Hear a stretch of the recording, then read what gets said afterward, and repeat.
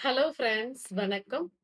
மன தைரியம்ன்ற ஒரு விஷயத்த இன்னைக்கு பேசணும்னு நெனச்சேன். எதனால அப்டின்னா, இப்போ ரீசென்ட்டா வைரலா போயிட்டு இருக்கக்கூடிய அந்த ரிதன்யாவுடைய திருமணம் கடந்து அவங்க 3 மாசத்துக்குள்ளேயே எடுத்த முடிவு, வரதட்சணை கொடுமையினால.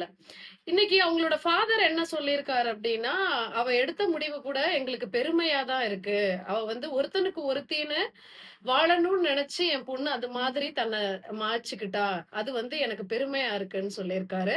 ஏன்னா நம்ம கல்ச்சர்ல தான் பெத்த பொண்ணா இருந்தாலும், "நீ வந்து ஒருத்தனுக்கு ஒருத்தின்னு நீ செத்து கூட போயிடு. திரும்ப ஆனா வீட்டு பக்கம் வந்துராத.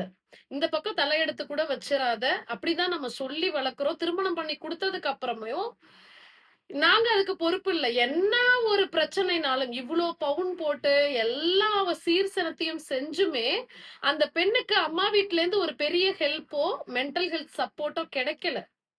ஏன்னா, எந்த ஒரு தருணத்துல ஒரு ஆணோ, பெண்ணோ தற்கொலை முடிவுக்கு போறாங்க அப்டின்னா, அவங்களுடைய மென்டல் ஹெல்த்துக்கு சப்போர்ட் பண்ணக்கூடிய எந்த விதமான ஒரு நிர்கதியா நிக்கும் பொழுது தான் இந்த முடிவு எடுப்பாங்க. அப்போ யாராவது ஒருத்தர் தைரியம் குடுத்திருந்தா அந்த பொண்ணு அப்படி மைண்ட் ஃபுல்லா பிளாக் ஆகும்போது, இந்த மாதிரி ஒரு முடிவுல விழுந்திருக்க மாட்டா.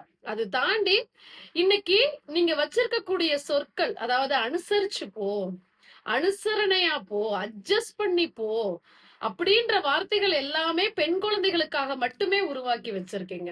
இங்க வந்து நான் பேரண்ட்ஸ வந்து எல்லாரையுமே நான் தப்புன்றத நான் மென்ஷன் பண்ணல. ஆனா நம்ம அப்படிதான் இருக்கணும்னு நம்மளே மைண்ட் செட் பண்ணி வச்சிருக்கும்போது, பிள்ளைகளுக்கும் அததான் ஃபீட் பண்றோம்.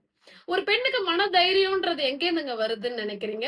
பிறந்த வீட்ல இருக்கும் பொழுது, அம்மா, அப்பா, அதுக்கப்புறம் தன்னுடைய பிரதர், தன்னுடைய சகோதரன் குடுக்கக்கூடிய தைரியத்தோட தான், அதுக்கப்புறம் தான் அவங்க 3 பேரும் பார்த்து வச்ச நமக்கு கிடைச்ச ஒரு லைஃபு, கண்டிப்பா இது நல்லதா தான் இருக்கும்னு நம்பி தான் இன்னொரு வீட்டுக்கு அவ போகுறா. அப்போ அடுத்ததா அந்த கணவன் குடுக்கிற சப்போர்ட். அதுதான் அடுத்ததா அவளுக்கு கிடைக்கக்கூடிய மனதைரியம். அப்போ அங்க போய் கணவனுடைய சப்போர்ட்டோ, கணவன் வீட்ட சார்ந்தாரும் தன்னை ஒரு அடிமையா நடத்துறாங்க. தன்னை ஒரு பொருள் ஈட்டக்கூடிய, ஒரு வரதட்சணை வாங்கக்கூடிய பொருளா தான் பார்க்குறாங்க அப்படின்றப்போ, அவளுடைய மனநிலைமை எப்படி இருந்திருக்கும்? அது தாண்டி அடுத்தது அவ ஹெல்ப்ன்னு கேட்டு வர்றது பிறந்த வீடா தான் இருக்கும். ஆனா பிறந்த வீட்ல நம்ம எப்பவுமே ரெடியா வச்சிருக்கக்கூடிய டயலாக் என்ன அப்டின்னா, "நீ கொஞ்சம் அனுசரிச்சு போ. அனுசரணையா நடந்துக்கோ. எல்லாம் கொஞ்ச நாள் தான் சரியாயிடும்" அப்படின்னு.